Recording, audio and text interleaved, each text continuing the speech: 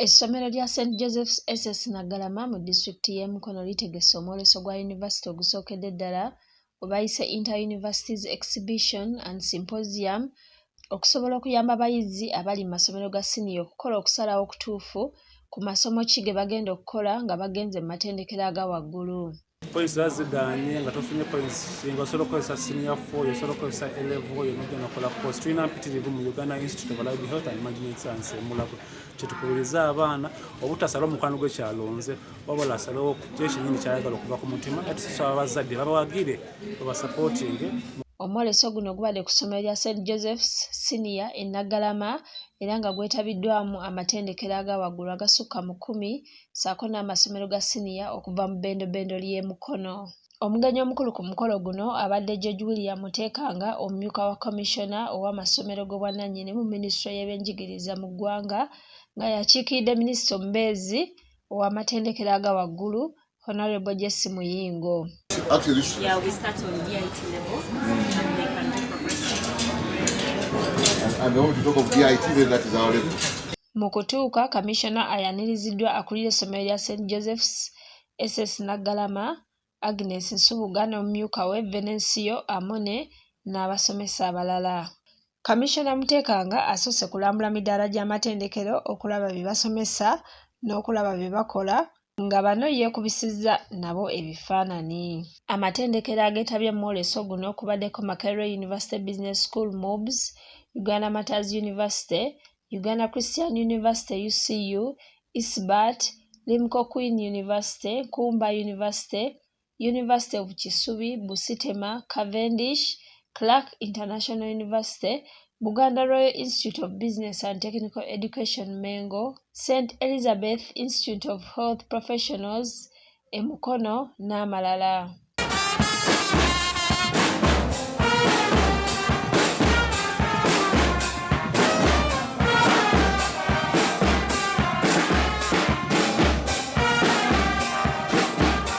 Oluvannyuma ng'akulembeddwamu bbandi n'abagenyi abalala boolekedde mu kizimbe abadde omusomo gw'abayizi abavudde mu masomero ag'enjawulo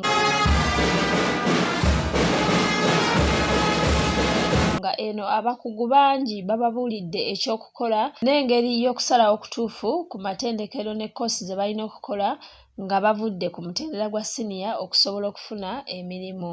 How to align with the new or the changing times. So because of that, I get to interface and appreciate or learn and know what are the changing trends.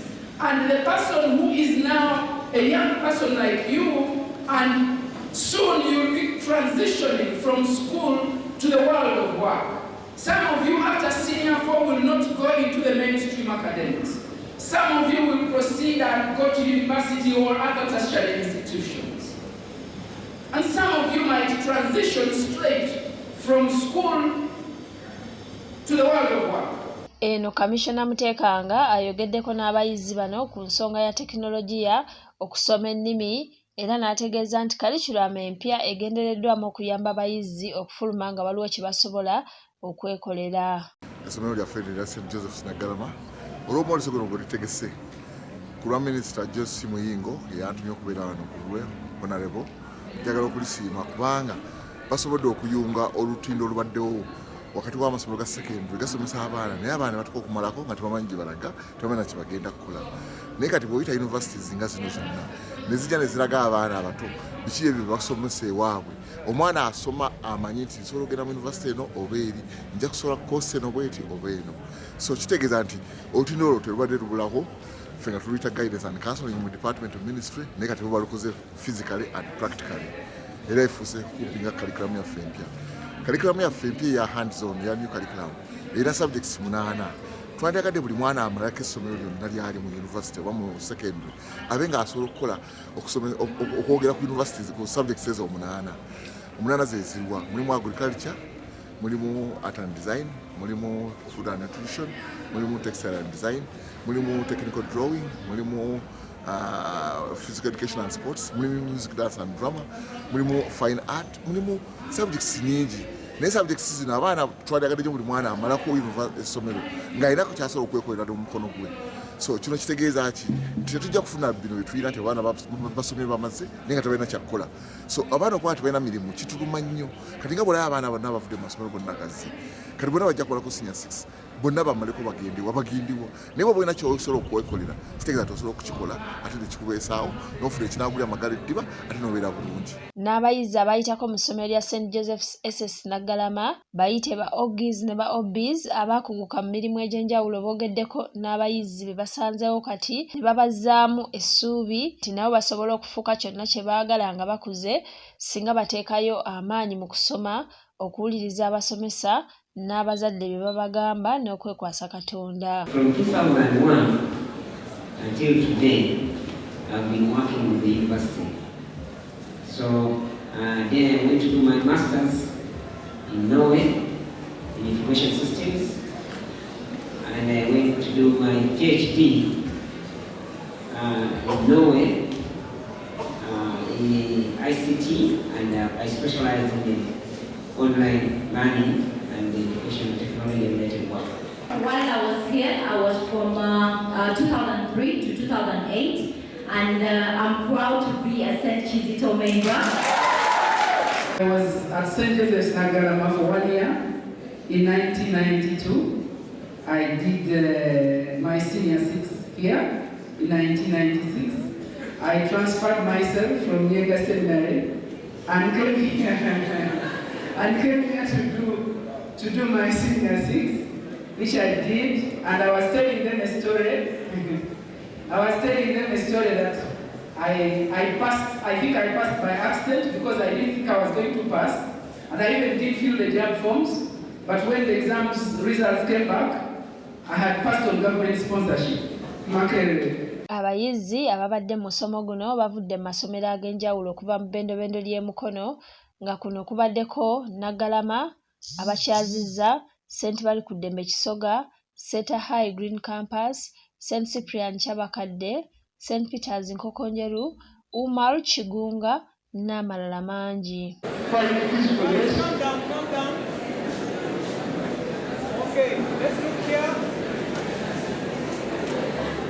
Akulira essomero lya St. Joseph's SS Naggalama Agnes Subuga agambye nti baagadde okuwa abayizi omukisa okukuba ttooki mu future yaabwe okubaleetera yunivasite n'amatendekero amala okubabuulira kye bakola ne be basomesa olwo abayizi basobole okukola okusalawo okutuufu ku kiki kye bagenda okusoma nga bamaliriza siniya.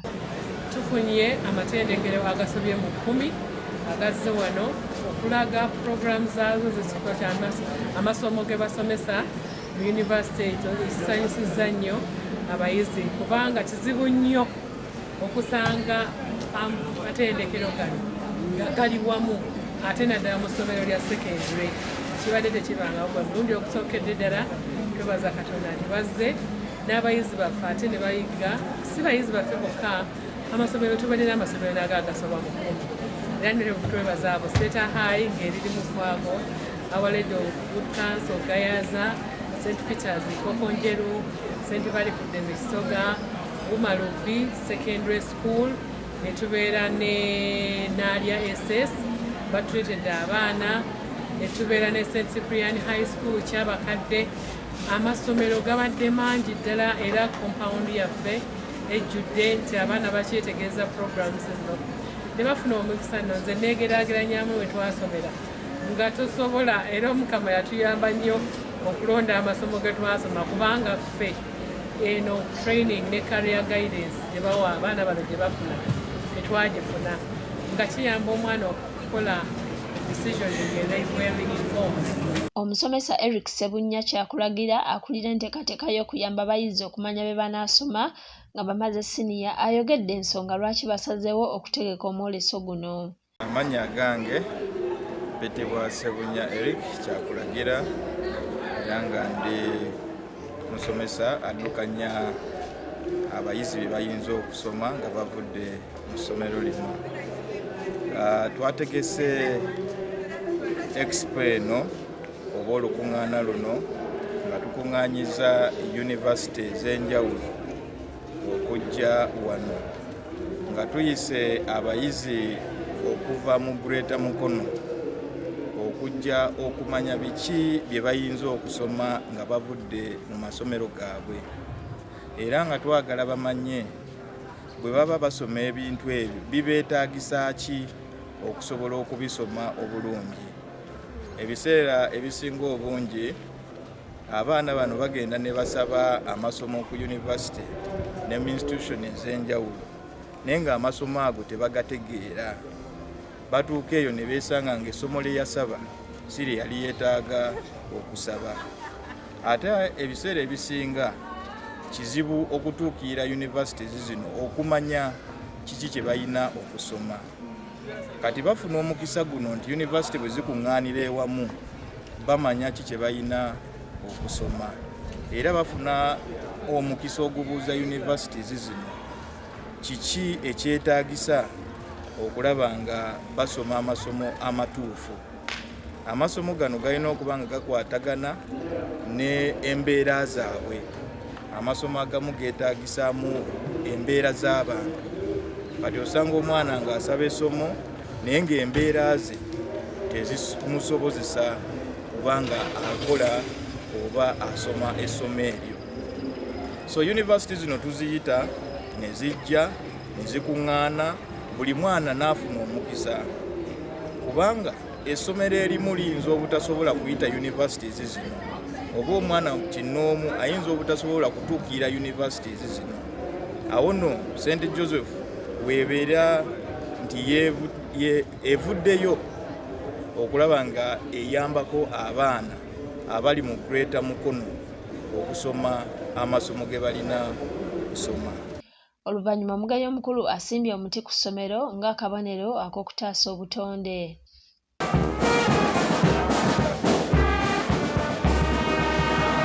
Abakungu okuva mu matendekero ageetabye mu mwoleso guno nabo batubuulidde bye bakola n'amasomo ge basomesa. Ensonga emu etuleese kwe kutangaaza abantu balage nti koosi mpitirivu eziri mu busawo si wa dokita bokka, muno abakebera amatu, abakebera omusaayi, ab'amagumba, ab'ebiwuka ebitwetoolodde, abasirisa. Koosi mpitirivu kyekituleese wano nti abaana bategeere nti medical field erina courses empitirivu, specialization nyingi okutandikira wansi paka waggulu, ng'osobola ova wansi n'otuuka waggulu gy'oba otuuse. Kyekimu ku nsonga zituleese wano kubanga tulina kati koosi 23 ng'essomero lyetugaba, naye abaana zokka nga tuzimu tebazimanyi. So ensonga emu etuleese tuzibalage koosi mpitirivu osobola okukola si ya busawo yokka. Abayizi basiimye essomero lya St. Joseph's SS Naggalama n'abasomesa baabwe olw'okubawa omukisa guno okusinkana abakugu n'abamatendekero aga waggulu be bagambye nti babayambye nnyo okumanya amasomo ne bye bagenda okukola nga bavudde mu siniya. My name is Vajira Marion from Seta High School main campus. S6 Physical. We've come for an exhibition to St. Joseph Naggalama, and it has been fun, but mainly I've benefited in knowing my courses, what I'm going to take for campus, which universities to go to, and more of knowing the courses that we are going to take when we go to campus. Sedala Kenneth omuyizi ku St. Joseph Naggalama, musanyufu nnyo okubanga watedde university zino njizeemu bingi nnyo badde simanyi nga byesobola okukola nga amaze university n'ebirala byonna ne choice zenina okukola combination zenina okukola. Tuli basanyufu nnyo kuba guno omukisa guno symposium tuyizeemu ebintu bingi, tuyizeemu courses, okubona courses ennungi, career guidance naki ekikolebwa nga tumaze university okufuna emirimu okubeera obulungi. Tebaza ekimu kwalina essomero na bonna abasaddemu omukono n'amaanyi bebalye eddala.